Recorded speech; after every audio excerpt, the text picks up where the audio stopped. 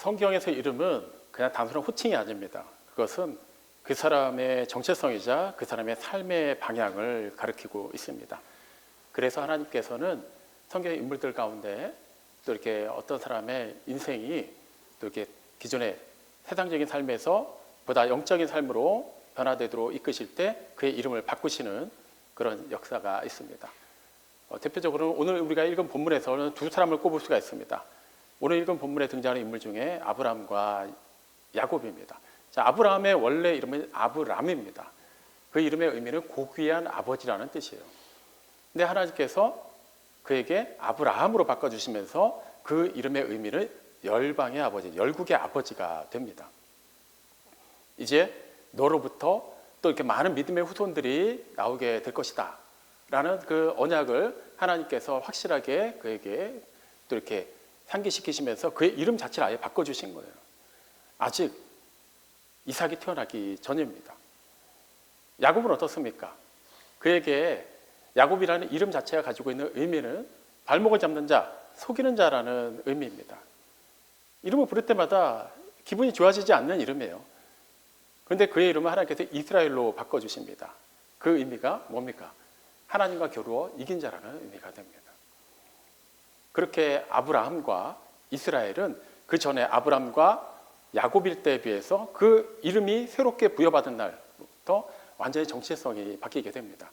물론 하나님께서 영원전부터 그 한 사람 한 사람을 주목하시고 또 예정하시고 또 주권적인 섭리로 또 이렇게 모든 계획을 이끌어 오셨지만 그 스스로가 온전히 그것을 깨닫게 되는 그 순간 하나님께서는 먼저 이름을 통해서 그것을 깊이 새겨 주셨다는 것이죠. 문제는 세상도 이런 방법을 써서 하나님께서 본래 새겨주신 그 서명, 그 본래 정체성을 자꾸 훼손하려고 하거나 더 씌우려고 한다는 거예요. 대표적인 인물로 다니엘을 꼽을 수가 있습니다. 다니엘이 이제 바벨론에 포로로 잡혀가고 나서 또 그를 포로로 잡아온 왕이 가장 먼저 한 일이 무엇이었습니까? 그의 이름을 바꾸는 거였어요. 다니엘이라는 이름의 의미는 하나님이 나의 재판장이시다라는 의미입니다. 그런데 그의 이름을 어떻게 바꿉니까? 바빌론식으로 벨드사살이라고 바꿔요. 벨의 총애를 입은 자라는 의미입니다. 여기서 말하는 벨은 그 당시 바벨론에 있는 많은 신들 가운데서 최고의 신을 가리키는 거였어요. 무슨 말입니까? 하나님 정체성, 그러니까 하나님 중심의 정체성을 바꿔서 우상의 정체성으로 뒤집어 씌우려고 했던 거예요. 그런 일은 비단 성경에서만 일어나는 일이 아닙니다. 우리가 살아가는 이 세상에서도 얼마든지 일어나죠. 단지 그냥 이름, 호칭 자체가 바뀌지 않을 뿐입니다. 예를 들면 이런 거예요. 그냥 세상이 우리를 판단하고 또 내 자신이 또 여러 가지 일을 하면서 또 실패하면서 겪게 되는 많은 여러 가지 좌절감, 그런 거에 우리가 눌리다 보면 자연스럽게 우리는 본연의 그런 정체성을 놓치게 되고 또 새롭게 더 씌워진 그 정체성을 붙드는 경향이 있습니다. 가짜 이름표가 붙는 거예요. 뭐 이런 식이죠. 사회초년생이 이제 사회생활을 할 때, 직장을 구할 때 연봉을 이렇게 많이 받지 않는 그런 소규모 회사에 들어가는 것보다는 뭐 예를 들면 뭐 1억짜리 1억을 받을 수 있는 대기업에 다니는 것이 성공한 인생처럼 그렇게 얘기하는 거예요. 자녀가 잘된 집안과, 여기서 말하는 잘됐다는 것도 물론 주관적이긴 합니다만, 자녀들이 좋은 대학 나와서 좋은 회사 다니고 아니면 사업을 일으켰는데 잘 되고 가정도 평안하게 잘 자라는 그런 자녀를 둔 가정과, 또 그 반대로 좀 생각지도 않게 좀 하는 일마다 잘 안 되고 또 여러 가지 좀 아픔이 있는 자녀를 둔 가정, 서로 비교를 하면서 이 후자에 속한 가정을 어떻게 생각하는 거예요?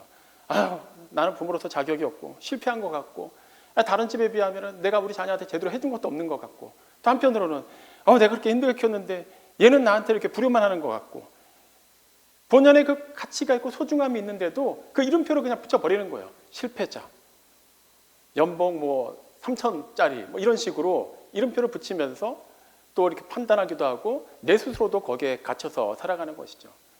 그러다 보면 우리는 계속 위축되는 겁니다.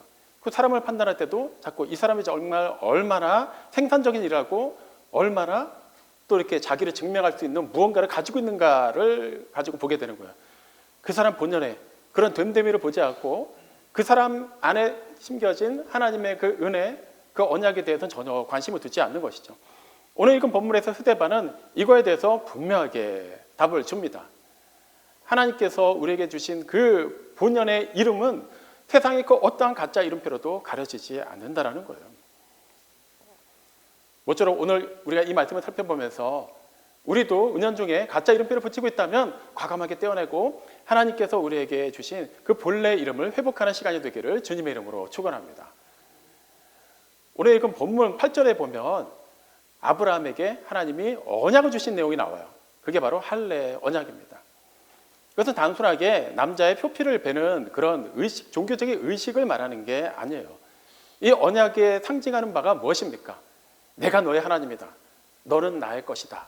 라는 것을 분명히 하나님이 확증시켜 주신 거예요. 그럼으로써 아브라함이 나는 하나님의 소유고 하나님이 나의 하나님이시기 때문에 하나님이 나에게 말씀하신 것, 하나님께서 또 앞으로도 이루어 가실 모든 것은 또 반드시 이루어지고 그것을 통해서 하나님의 영광이 드러날 것이다라는 그 분명한 확신을 갖게 되는 것이죠. 여기서 우리가 주목해야 되는 것은 이 언약이 언제 주어졌냐라는 거예요. 하나님이 나타나셨어요. 아브라함에게 내가 너의 하나님이고 너는 나의 것이다. 그 언약의 표징으로 할례를 행하라 라고 말씀하셨다면 일반적인 상식으로는 어떻게 됩니까? 아브라함은 정말 대단한 사람이었던 거예요. 아니 그 당시에 아브라함만 존재했습니까? 이 세상에? 그렇지 않잖아요. 그런데 왜 하나님이 아브라함에게만 나타나셔서 그 말씀하셨을까요? 아브라함이 그만큼 대단하고 뛰어나고 믿음이 좋고 뭔가 하나님 기준에서도 다른 사람들보다는 월등한 무언가를 가지고 있었기 때문이라고 생각할 수 있어요. 하지만 그렇지 않습니다. 창세기 17장에 나와 있는 이 기록을 보면 이때는 아브라함 나이가 99세 때예요. 아브라함이 처음에 갈대아 우르에서 나올 때 하나님의 부르심을 받고 그 고향을 떠날 때 나이가 몇 살이었습니까? 75세였습니다. 24년이라는 세월이 지난 시점이에요. 자, 그동안에 아브라함이 정말 누가 보더라도 믿음이 너무나도 좋은 그런 삶을 살았다고 말할 수 있을까요? 굵직굵직한 사건 몇 가지만 떠올려봐도 그렇지는 않다는 걸 알 수 있어요.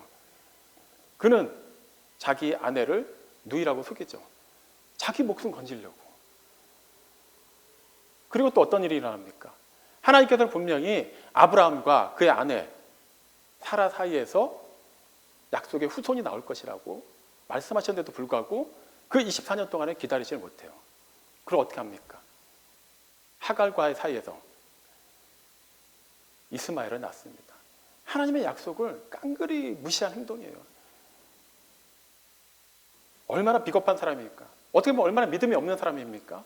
그런데 그에게 하나님이 나타나셔서 언약의 표징을 행하라고 말씀하시는 거예요. 야, 24년 동안 지켜봤더니 너 안 되겠다 하고 거기서 탈락해도 될 것 같은데 하나님이 그러지 않으셨다라는 거예요. 아브라함은 여전히 부족하고 여전히 연약하고 그렇게 생각만큼 믿음이 좋은 사람이 아니었음에도 불구하고 하나님이 그에게 나타나셔서 언약을 하셨다라는 거예요. 심지어 아직 그에게는 이삭이라는 아들도 존재하지 않았대요. 그런데 그 언약을 맺으시면서 뭐라고 얘기하십니까? 자, 너는 할례를 행하라. 끝이 아니었어요. 너의 자손 대대로 이것을 행하여 내 언약을 기억하라는 거예요. 그러면 아브라함 입장에서는 자손이 누굽니까? 지금 이스마엘 한 사람밖에 없는 거예요. 그럼 이스마엘이라 또 아브라함이 수하에 부리고 있는 사람들 또 그 다음부터 또 그들 대대로 나오는 그런 자손들에게 할례를 행할 수는 있겠지만 본래 하나님께서 말씀하셨던 아브라함과 사라 사이에서의 아들에게 할례를 행할 수는 없는 거예요. 자녀가 없으니까요. 그런데 하나님이 먼저 언약을 하셨다는 거예요. 이게 핵심입니다. 세상의 기준은 무엇이죠? 증명하라는 거예요. 당신이 뭘 할 수 있는지 증명을 하면 그걸 보고 인정을 하겠다는 거예요. 당신이 말로만 뭘 할 수 있는 데가 아니라 실제 가면 이뤄봐라. 당신이 실제 그만큼 돈을 벌어봐라. 당신이 그만큼 이렇게 자녀를 잘 키워봐라. 당신이 그만큼 건강하게 오래 한번 무병장수해봐라. 그러면 우리가 인정하겠다라는 거예요. 하지만 하나님은 그런 방식이 아니시죠. 먼저 하나님이 언약을 하십니다. 삶은 그 다음이에요. 정체성을 먼저 주신다라는 거예요. 내가 너의 하나님이다. 넌 나의 소유다. 그러므로 나의 자녀답게, 나의 백성답게 살아라라고 말씀하시는 거예요. 세상 논리와는 완전히 반대가 되는 것이죠. 여기서 제가 초반에 말씀드렸던 가짜 이름표가 다시 한번 부각되는 거예요.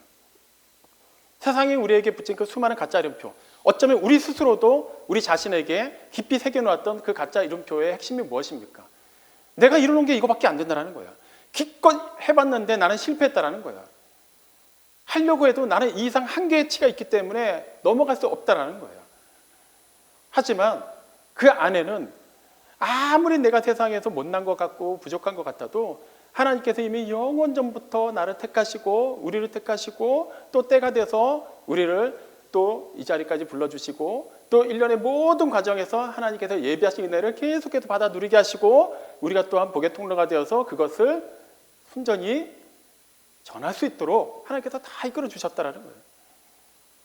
근데 그거를 잊고 있으면은 우리는 하나님의 자녀답게 살아야 되는데도 불구하고 그냥 하나님의 자녀인 건 알겠는데 저도 주일날 예배당에 와서 예배 드릴 때만큼은 하나님이 나에게 말씀하시는 것 같은데 어찌간에 예배 끝나고 집에 가는 순간 집안에 산적해 있는 문제, 또 부모 자식 간의 형제 간의 문제, 또 월요일부터 시작되는 직장에서의 여러 가지 문제, 대인관계의 아픔, 여전히 해결되지 않는 그 외에 여러 가지 고민들, 그걸 놓고 보면은 나는 여전히 부족하고 한계가 분명하고 실패한 사람 같고 다른 사람에 비하면 어떤 사람들에 비하면은 난 성취한 게 별로 없는 것 같고 자꾸 이렇게 우리가 낮아지게 되면 어떤 일이 벌어집니까? 하나님의 자녀답게 당당하게 살지를 못하는 거예요. 나보다 돈 많은 사람 앞에서 기가 죽고 나보다 건강한 사람 앞에서는 그냥 그저 부러울 뿐이고 나보다 자녀를 잘 키웠다고 생각하는 사람 앞에서는 그저 내 자녀가 그렇게 부족해 보일 뿐이고 그렇게 함으로 인해서 우리는 진정 세상의 소금과 빛의 역할을 감당할 수 없다는 거예요. 예수님이 예수님의 말씀을 듣는 그 무리들에게 너희는 세상의 소금이다, 세상의 빛이다라고 말씀하시면서 그냥 거기서 끝내셨나요? 그 이름표 하나 붙여주기 끝내셨나요? 그 이름표가 가지고 있는 그 무게, 그 품격을 알려주시잖아요. 소금이 그 맛을 있으면 무슨 쓸모가 있겠느냐라는 거예요. 사람이 등불을 켜서 누가 그걸 그릇으로 덮어놓느냐, 그 어두운 방 안을 밝히도록 이거 높은 곳에 달아놓지 않느냐, 높이 들지 않느냐, 그대로 행하라는 거예요. 에베소서 5장 8절이 그걸 말하고 있는 거 아닙니까? 전에는 어둠이었구나, 이제는 빛이라는 거예요. 주 안에서 빛이라는 겁니다. 그러니까 예전에 그 세상이 붙여놓은 가짜 이름표대로라면은 우리는 그냥 그렇게 살아도 되는 거예요. 여전히 기죽어서 살아도 되고 여전히 그냥 자존심 먹고 다 뭉개고 살아도 되고 뭐 그리스도인의 품격이고 뭐 그런 건 상관없이 어쨌거나 먹고 사는데 급급하면서 어떻든 내 생계만을 잘 유지하는 데 필요한 그런 것만 잘 챙기면서 살면 되는 것 같았지만 이제는 어떻게 하라는 겁니까? 주 안에서 빛이 되었으니 빛의 자녀처럼 행하라는 거예요. 아브라함에게도 하나님은 그렇게 말씀하신 겁니다. 너 분명히 너와 너의 아내를 통해서 믿음의 후손을 하늘의 별들처럼 많이 주겠다고 내가 언약을 했는데 왜 그걸 못 믿고 왜 첩을 들여서 다른 아들을 낳았고 왜 너의 아내를 너 목숨 좀 부지하겠다고 너를 통해서 분명히 내가 이루겠다 한 일이 있는데 죽을까 봐 그게 무서워가지고 너의 아내를 누이라고 속이고 그런 지난 일이라는 거죠. 이제는 그렇게 살지 말라는 거예요. 그래서 할례 언약을 통해서 그 표정을 통해서 분명하게 깨달으라는 거예요. 몸에 각인된 것으로 끝나는 것이 아니라 하나님께서 나와 함께 하시고 나를 그렇게 이끌어 가신다는 거예요. 이것은 비단 나에게만 허락되는 것이 아니라는 것을 또 오늘 읽은 본문에서 알 수 있어요. 8절 또 후반부에 보면은 아브라함의 할례 언약을 받고 나서 어떻게 합니까? 드디어 이제 이삭을 낳아요. 약속의 아들을 낳고 나서 난이 8일 만에 할례를 행합니다. 그 이삭이 야곱을 낳고 야곱이 12아들을 낳습니다. 그렇게 이스라엘 민족이 형성이 되는 거예요. 여기서 아브라함이 이삭을 낳고 그 다음에 뭘 했다고요? 난지 8일 만에 할례를 행했습니다. 이것은 하나님이 그에게 할례를 행하라고 말씀하셨을 때 창세기 17장에서 또 이미 다 하신 말씀이에요. 너만 할례 받고 끝나는 것이 아니라 너의 자자 손손 대대로 할례를 행하라 라고 말씀하신 거예요. 뭘 얘기하시는 거죠? 그들 또한 하나님이 언약의 백성으로 이미 예정하셨다는 거예요. 그들도 살면서 인간인데 실수하지 않겠습니까? 물론 우리는 성경도 잘 알고 있어요. 아브라함의 후손들이, 그러니까 이삭이나 또 야곱은 말할 것도 없죠. 또 야곱의 12아들, 그들의 삶을 보면은 참 그냥 인간구상의 모든 취한 모습이 다 드러납니다. 요셉 정도만 어느 정도 좀 이렇게 흠없는 삶을 살았다 뿐이지 뭐 천하의 유다도 어쩔 수가 없는 모습이 있었죠. 그럼에도 불구하고 그들이 그 거친 광야 생활이나 나중에 그들의 후손이 이렇게 노예 생활을 하는 가운데서도 그들이 소멸되지 않아요. 그리고 역사가 흘러가면서 그들이 번번이 넘어지고 깨지고 그렇게 해서 또 혼나기도 하고 하나님과 또 이렇게 멀리 떨어지기도 해봤지만 그래도 끝끝내 돌아오는 그 과정이 있습니다. 이유가 무엇이었을까요? 하나님의 언약이 있고 또 그 언약이 그들의 뼛속 깊이 새겨져 있기 때문이에요. 다 그냥 엉망진창인 사람들만 있는 것 같은데 그 중에 또 한 사람 한 사람이 일어납니다. 모든 지파가 엉망인 것 같은데 한 지파가 또 일어납니다. 모든 왕들이 다 그냥 막 멸망의 길로 가는 것 같은데 그래도 한 명씩 일어나서 종교개혁이 일어납니다. 하나님의 언약이 있기 때문이에요. 그냥 돌연변이처럼 원래 다 엉망으로만 살아야 되는데 그중에 한 명씩만 그나마 좀 덜 엉망인 사람이 태어난 게 아니라는 거예요.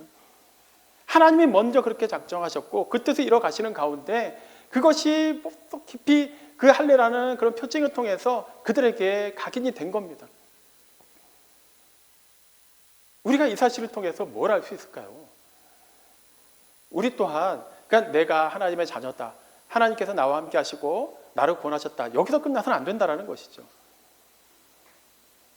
우리 또한 영적으로 할례를 받은 자들 아닙니까? 그렇게 우리가 영적으로 아브라함의 후손이 되지 않았습니까? 그렇다면 우리는 어떻게 해야 될까요? 우리 또한 아브라함이 이삭에게 난지 8일 만에 할례를 행한 것처럼 우리 또한 그 하나님의 언약을 믿음으로 살아내고 그것을 또 실천하고 그것을 나누고 증거해야 된다는 거예요. 우리 자손들에게 또 우리 믿음의 공동체 안에 그런 지체들에게 또 만나는 많은 사람들에게 말이죠. 우리가 자녀에게 줘야 되는 것은 바로 그런 것입니다. 야, 이왕이면 좀 잘 살아야 되지 않겠냐? 결혼 잘해야 되지 않겠냐? 이왕 건강해야 되지 않겠냐? 좋은 말이죠. 하지만 중요한 게 무엇입니까? 그것보다 더 중요한 것을 새겨줘야 되는 거예요. 너는 하나님의 언약 안에 있는 사람이라는 거예요. 이것이 분명할 때 그 다음에 삶이 바뀌기 때문이에요. 예수 믿는 건 예수 믿는 거고 이걸 통해서 우리는 구원만 이렇게 확정받은 거고 그 다음부터 어쨌거나 이 몇십 년 동안 세상 사는 동안에 다른 사람들하고 비교하면서 또 우리가 뒤처지면서 살아서는 안 되니까 어떻게든 우리도 이겨야 되지 않겠냐? 할 수만 있다면 남들 다 반칙하면 너무 대놓고 못하더라도 우리도 조금씩은 해야 되지 않겠냐? 이게 아니라는 것이죠. 하나님의 언약이 주어지고 났으니까 어떻게 바뀌자는 거예요. 야곱이 어떻게 바뀌었습니까? 야곱이 이스라엘이라는 이름을 받을 때 사건 잘 기억하시죠? 야복 강가에서 하나님의 보내신 천사와 씨름하고 난 뒤에요. 그 전까지 그의 삶은 어땠습니까? 야곱이라는 이름값에 맞게 살았어요. 가는 곳마다 속이면서 삽니다. 그러다가 삼촌한테 된통 당하기도 하지만 그렇다고 해서 또 그렇게 호락호락 당하지만도 않아요. 보면. 그리고 그나마 많이 깨진 것 같은데도 야복 강가에서 어떤 모습 보입니까? 형 에서가 사람들을 데리고 막 멀리서 온다고 하니까 자기를 죽일까 봐 두려워서 자기가 가지고 있던 모든 소유를 다 앞서 보냈잖아요. 심지어는 사랑하는 아내, 사랑하는 자녀들까지 말이죠. 이게 말이 됩니까? 아니 한 집안의 가장이 됐으면 자기 소유까지는 그냥 포기한다 치더라도 가족은 지켜야 되잖아요. 그렇게 몇십 년이 지난 동안에 연단의 과정이 있었고 깨우침이 있었음에도 불구하고 그는 그 순간에도 자기 목숨을 부지하기 위해서 사랑하는 가족들까지 앞서 내보냅니다. 어떻게 되든 그건 그 다음 얘기예요. 잘 되면 다행인 거고 안 되면 시간이라도 벌어보는 것이죠. 아니면 그 과정에서 형님 마음 조금이라도 누그러뜨려질 수만 있다면 그것만 해도 성공인 거예요. 그때 씨름이 일어나는 거예요. 단순하게 생각하면 야곱이 이겼어요. 오죽하면 이름 자체가 이스라엘은 뭡니까? 하나님과 겨루어 이겼다라는 거예요. 근데 이게 말이 되는 얘기인가요? 실제 하나님과 사람이 싸워서 이길 수가 있습니까? 자식 이기는 부모는 없죠. 하지만 이거는 얘기가 달라요. 절대자이신 하나님. 흠이 많고 그냥 오물투성인 인간. 아예 게임이 안 되는 거예요. 그냥 뭐 겨루었다라는 것 자체가 성립이 안 되는 겁니다. 그런데 심지어 이겼어요. 이겼다라고 하나님이 아예 인정을 해주세요. 무슨 의미입니까? 야, 야곱이 보통이 아니구나라고 인정하신 건가요? 아닙니다. 여전히 그는 인간적으로 보면 정말 형편없는 사람이었어요. 하나님이 져주신 거잖아요. 아버지기 때문에 가능한 거예요. 자녀들을 키워본 부모님들은 다 공감하시는 얘기예요. 아이들이 그냥 갓난아기 때 기어다니고 막 걸어다닐 때는 그런 일이 없습니다. 근데 어느 정도 자아가 생기고 나면요, 자꾸 엄마랑 아빠랑 뭘 시합을 해보려고 해요. 아빠랑 팔씨름을 해보려고 한다든가, 씨름을 해보려고 한다든가, 엄마랑 막 지식 자랑을 막 이렇게 논쟁을 벌여보는 거예요. 학교에서 배운 거 가지고 와서 엄마 이거 알아요? 막 이런 식으로. 아이들이 어릴 때는 웬만해서는 부모가 질 수가 없습니다. 지적으로나 육적으로나 뭘로 보더라도 말이죠. 근데 그걸 고지고대로 아빠가 그 어린 아들과 팔씨름하면서 무조건 자기 힘으로 다 꺾어버립니까? 아니에요. 너무 기어오른다 싶으면 한 번 정도는 막 꺾을 수도 있지만 대부분은 막 이렇게 박빙의 승부를 연출하다가 져줍니다. 그게 왜 가능하죠? 내 아들이기 때문이에요. 하나님이 야곱에게 왜 져주셨을까요? 완벽하게 언약을 기억하게 하시는 거예요. 새롭게 하시는 거예요. 내가 너를 지금 심판해도 전혀 너는 할 말이 없는 이 자리에서 나는 너에게 져주었다. 그만큼 나는 너를 아낀다. 그럼 너 이제 어떻게 살아야겠느냐라고 말씀하시는 거예요. 우리도 그래야 된다는 거예요. 아브라함이 이삭이 야곱에게, 야곱이 12아들에게 계속해서 그 할례 언약이 전수되는 과정에서 볼 수 있듯이 우리 또한 우리 자녀들에게, 우리 믿음의 지체들에게 그냥 세상의 평가는 그 기준으로 그들을 평가해서는 안 된다는 거예요. 세상에서 어떠한 평가를 받고 오더라도 우리는 그들에게 그럼에도 불구하고 너는 하나님의 자녀다라는 것을 각인시켜줘야 되는 거예요. 기죽을 필요가 없다는 거예요. 하나님이 함께 하시는데 뭐가 문제냐라는 것이죠. 제가 초등학교 1학년 때 운동회 때 있었던 일입니다. 제가 어려서부터 고등학교 3학년 때까지 키가 굉장히 작았어요. 늘 발에서 키로만 치면 그냥 늘 앞줄이었습니다. 그러니까 키로 번호를 매기면 저는 늘 그냥 1번 아니면 2번인 정도였어요. 그러다 보니까 학교를 딱 들어가면서부터 애들이 자꾸 저를 애기, 꼬맹이 막 이렇게 부르는 거예요. 근데 운동회 때 첫 운동회잖아요. 잔뜩 이제 긴장을 하고 막 운동회를 이제 참여해서 하는데 처음에 되게 신났거든요. 근데 문제가 터졌습니다. 달리기 시합 때였어요. 이제 학년마다 다 달리기 시합을 하는데 제가 6반이었고요. 그 당시 제가 다녔던 국민학교였어요. 그때는 6반까지가 전부였어요. 저희 학교는. 근데 운동장을 한 바퀴 뛰는 거였거든요. 여러분 이렇게 올림픽이나 이런 시합, 육상 시합에 보시면 운동장을 한 바퀴 정도 뛰거나 반 바퀴만 뛰어도 어떻게 합니까? 바깥쪽 레인에 있는 선수를 그만큼 100m 길이에 맞춰서 앞쪽에서 뛰게 합니다. 토탈 거리는 똑같은 뭐 100m, 200m, 400m가 되게 말이죠. 그런데 어찌된 연구인지 우리 학교 운동회는 그냥 출발선이 똑같았어요. 1반부터 6반까지. 그리고 그 레인을 따라서 그대로 뛰어야만 하는 거예요. 그래서 저희 반에서는 1등이 한 명도 안 나왔어요. 남자이고 여자이고. 제 기억이 맞으면 3등인가가 제일 빨랐던 기억으로 나옵니다. 보통 5등, 6등이 다 우리 반에서 나온 거예요. 저도 6등을 했습니다. 예, 뭐 나름 최선을 다했는데 안 되더라고요. 딱 들어왔는데 아니 그때 키 순서대로 했잖아요. 그러니까 키 순서대로 했거든요. 제가 제일 1번으로 뛰었는데 하필이면 1번으로 뛰자마자 제가 꼴등으로 들어온 거예요. 나중에 우리 반에서 꼴등이 많이 나오면서 뭐 이렇게 약간 희석되긴 했습니다만, 그러니까 애들이 막 꼴등이라고 놀리면서 이렇게 부르는 거예요. 야, 애기 꼴등했다. 애기 꼴등했다. 너무 자존심도 상하고 속상한데 꼴등한 건 사실이니까 할 말이 없는 거예요. 키가 작아도 놀림받으니까 그것도 어쩔 수가 없는 거예요. 그 순간 저한테 이름표가 딱 붙은 거예요. 꼴등하는 애기가 된 거예요. 그런데 저한테 막 약 올리던 애들이 갑자기 송봉기, 송봉기 하면서 제 이름을 부르는 겁니다. 어떤 일이 일어났을까요? 제 어머니가 오신 거예요. 응원해 주러 오신 거예요. 막 학부형들 틈에 어딘가 계셨겠죠? 그러다 제가 아마 의기소침하게 고개 숙이고 있으니까 안쓰러우셨는지 오신 거예요. 그렇게 손을 막 흔드시더라고요, 멀리서. 애들이 왜 갑자기 저를 꼬맹이, 애기, 꼴등이라고 부르다가 갑자기 제 이름을 왜 불렀을까요? 저를 아는, 제 정체성을 누구보다 잘 알고 있는 진짜가 나타났기 때문이에요. 제 어머니 앞에서 차마 저한테 아이들도 그렇게 부르지 못합니다. 마찬가지예요. 하나님이 우리를 딱 그렇게 불러주시는 거예요. 너는 내 자녀다. 세상에서 실패도 하고 넘어지기도 하고 사람들과 비교했을 때 부족한 부분도 있고 제대로 못 배울 수도 있고 건강하지 않을 수도 있고 돈이 좀 조금 부족할 수도 있어도 사람들이 볼 때 자식 농사 못했다고 얘기 들을 수도 있고 심지어 이혼 경험이 있다 하더라도 그건 중요하지 않다. 그것이 있든지 없든지 상관없이 너는 내 자손이다.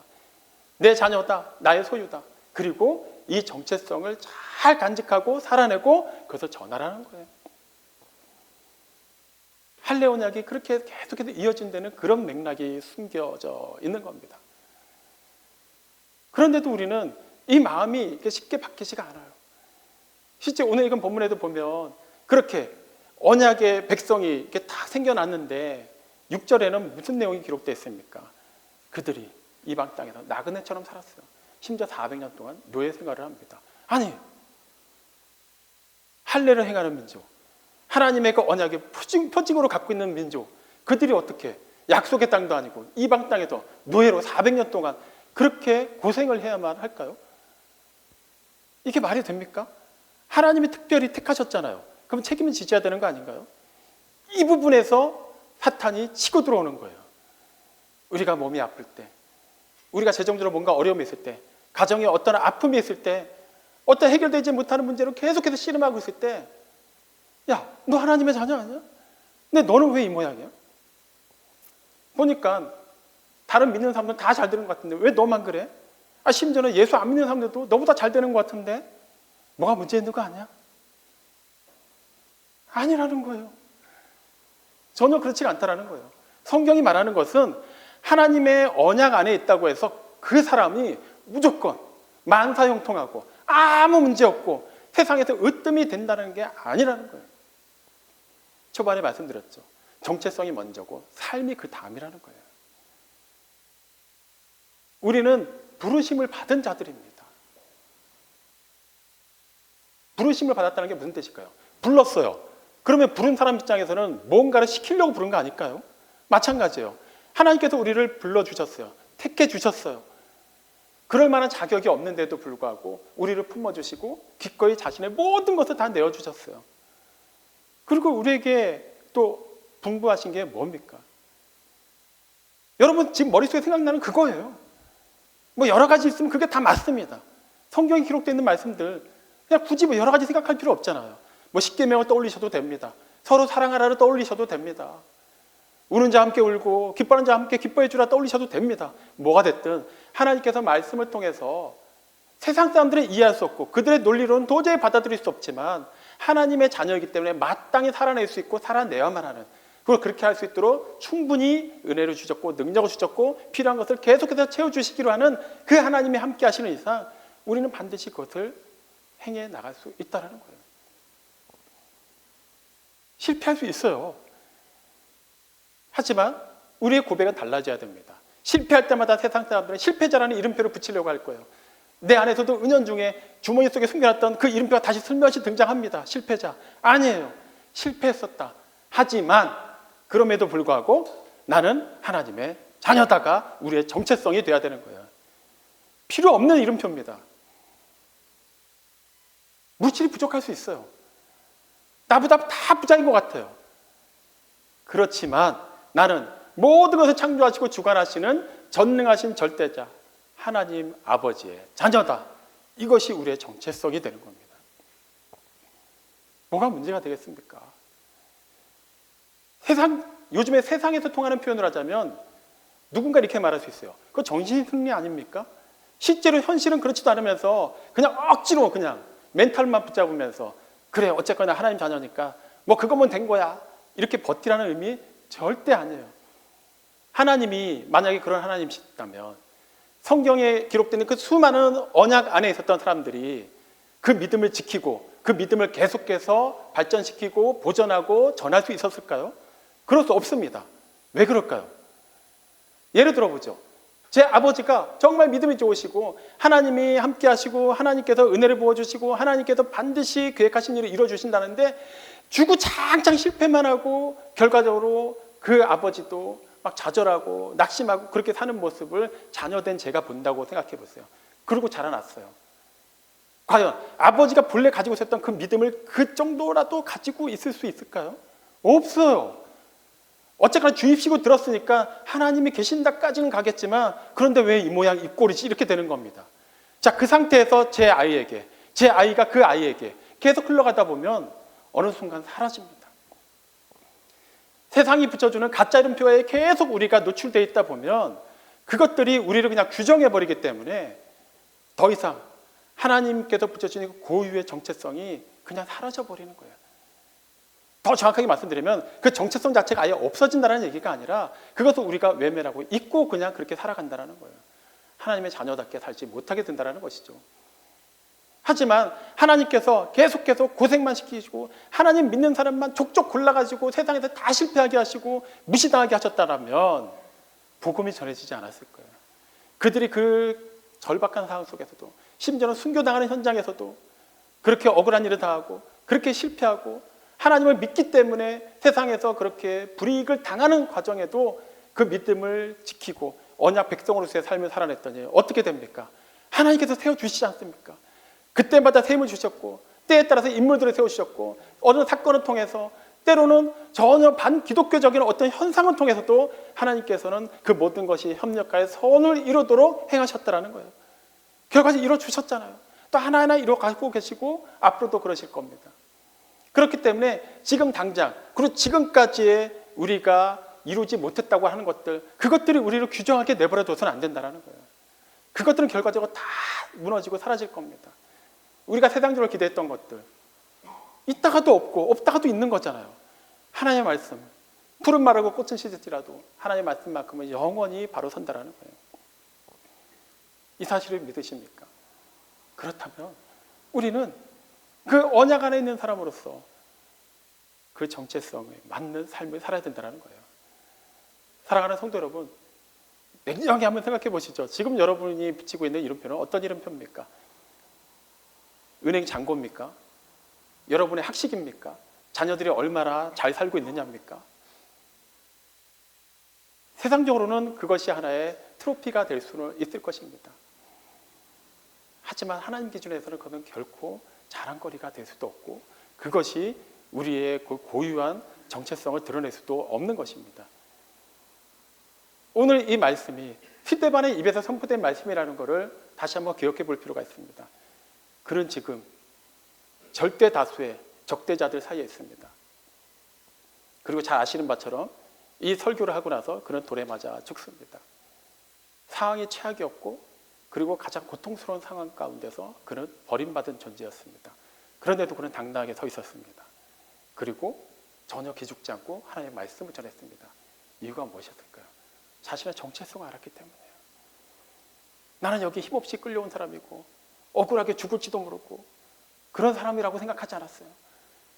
그는 하늘을 우러서 보았고 영광의 하나님과 그분 우편에 앉아 계시다가 벌떡 일어서신 예수님을 본 사람이에요. 하나님 앞에서 자기의 정체성을 알았기 때문에 그는 담대하게 말씀을 전할 수 있었습니다. 이제 우리 결단해야 됩니다. 세상이 붙여주는 가짜 이름, 내가 생각하는 그런 인간적인 기준에 맞춰서 붙여놓은 가짜 이름표에 더 이상 흔들리지 마십시오. 이제 떼내십시오. 오늘 이 자리에서 결단하시고 하나님의 자녀로서 하나님께서 붙여주신 그 본연의 정체성을 회복하시기 바랍니다. 그거 하나면 충분합니다. 하나님이 나의 아버지가 되시고 나는 하나님의 소유다. 나는 하나님의 자녀다. 그거 하나면 다 된 겁니다. 전지전능하신 하나님 아버지께서 나를 위해 우리를 위해 자신의 모든 것을 내어주셨는데 그 이상 그 어떤 것을 주시지 않겠습니까? 주어진 삶 담대하게 살아내시기 바랍니다. 지금까지 붙였던 그 이름표에 따라가지 마시고 하나님께서 본래 주신 그 이름표대로 품격 있는 신앙인의 삶을 살아내시기를 주님의 이름으로 축원합니다. 아멘.